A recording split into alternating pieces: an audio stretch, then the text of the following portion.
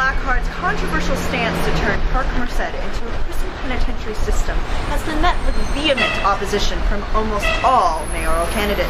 We'll have more on the story later. Thanks. Back to you. Actually, wait. Here they come right now. Come on, Murray, follow me. Mr. Blackhart, can we please get a word from the press?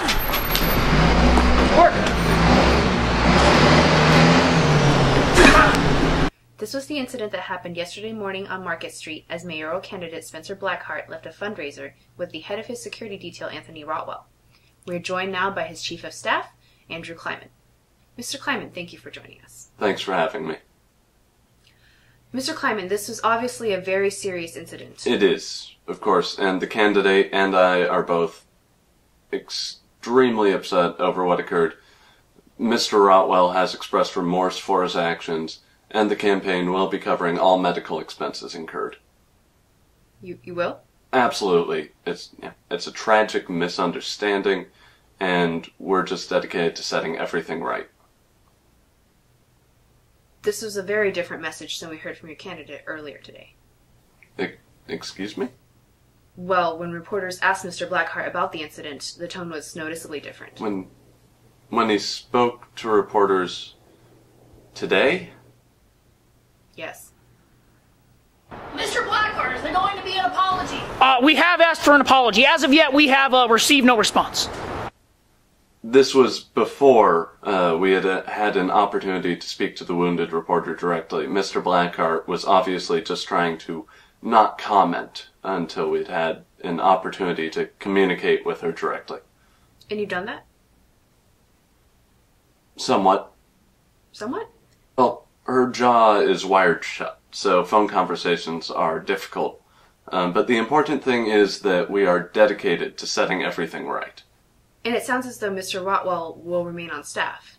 Disciplinary actions have been taken, and of course Mr. Rotwell's position with the campaign will be reviewed. Well, it seemed as though Mr. Blackhart's support of him was fairly unwavering earlier.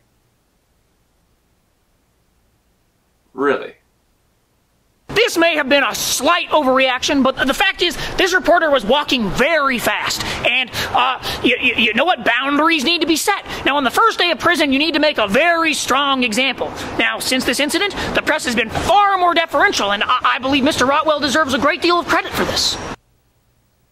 Mr. Kleinman, what does it mean when your candidate says, deserves some credit? Rebecca, what Mr. Blackhart is trying to say is that Mr. Rotwell's job is incredibly difficult, and that he has to make split-second decisions over threats to the candidate, and that, most importantly, he is very, very sorry about his actions. There's more to the clip, isn't there? And can we just take a moment to appreciate, 3 bones broken from 1 punch? That is a punch. That is efficiency. You've got to be impressed. What Mr. Blackhart is trying to say there is that Mr. Rotwell has been a very effective member of our organization aside from the events yesterday morning. He is hardworking, he's industrious, and we believe that overall he has been a very important asset to our campaign. Aside from hospitalizing a reporter? Right, aside from that. Mr. Kleinman, are you at all concerned about Mr. Rotwell's past history? Let's face it, he's been implicated on several occasions for assault, for racketeering. Yes, but that's not and what's he's not the important. only one. Your communications director was convicted for armed robbery. Morgan Oliver, a senior advisor, was arrested 2 weeks ago for public nudity. Well, it really wasn't Mr. Kleinman, that public. you are the only member of Blackhart senior staff that is legally allowed to vote. Is this not an embarrassment for your campaign? Well, we don't think it is. This campaign is not about the staff. It's not about Mr. Rotwell. It's not about me. And it's not really even about Mr. Blackhart. This is a campaign about the people of San Francisco. Who is allegedly committed what crimes and who has been convicted of what and who is considered dangerous are really all just distractions from the issues at hand. Well, let's talk about those issues. Mr. Blackhart has received a good deal of criticism for his stances. Mr. Blackhart doesn't like to mince words, and we believe that that's what the people want to hear. We believe that's what the voters want. Let's just listen to this piece from his speech at the Veterans Memorial Building. I understand you did fight in Iraq, and that is wonderful. I have nothing but respect for it. The fact is, your veterans' benefits are a drain on this society. Fine, we did owe you. We trained you how to kill people. You think that was cheap? There's your benefits. If that's really all you're qualified to do, you know what? The military is still hiring. Anyone who says that you cannot find work with that skill set, they're not looking hard enough. What, you could compete in Afghanistan, you can't compete here? I mean, seriously, what kind of pathetic soldier are you? Mr. Kleinman, isn't that rather extreme? Rebecca, this is taken completely out of context. Really, the point that Mr. Blackhart is trying to make is that we need to start taking new angles and considering what resources we really have as individuals and as a city as a whole. Well, that philosophy certainly seems to extend to Mr. Blackhart's proposal for education reform.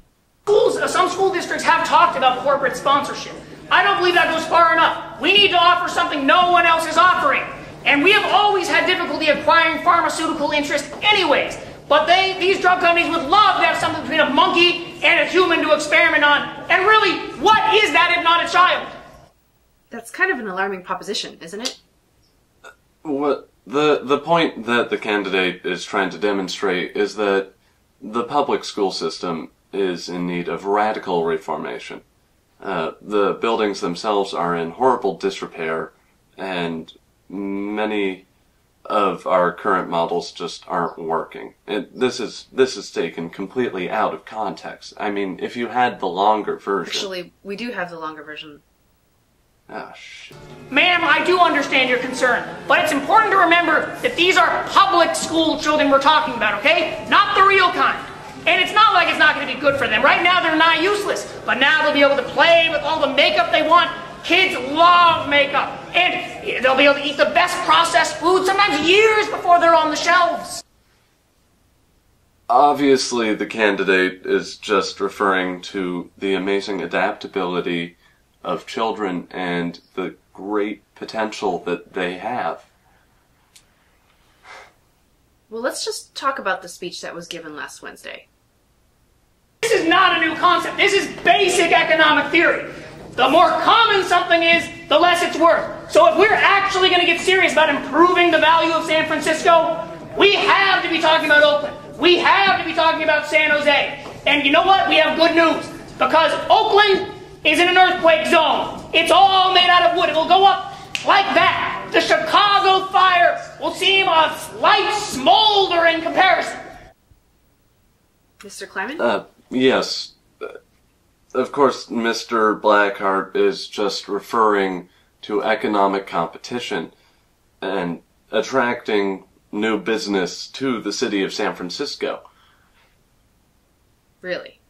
Of course. No one is advocating vandalism or some... Especially not Mr. Blackhart, who is a very civic-minded... The best fire startup win, which is not yet. Which is of course where we have to begin. And the hardest fire to extinguish, it is an oil fire, proving once again that oil is the solution to all of our problems.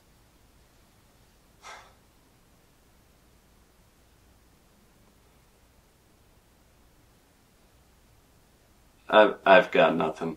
What's next?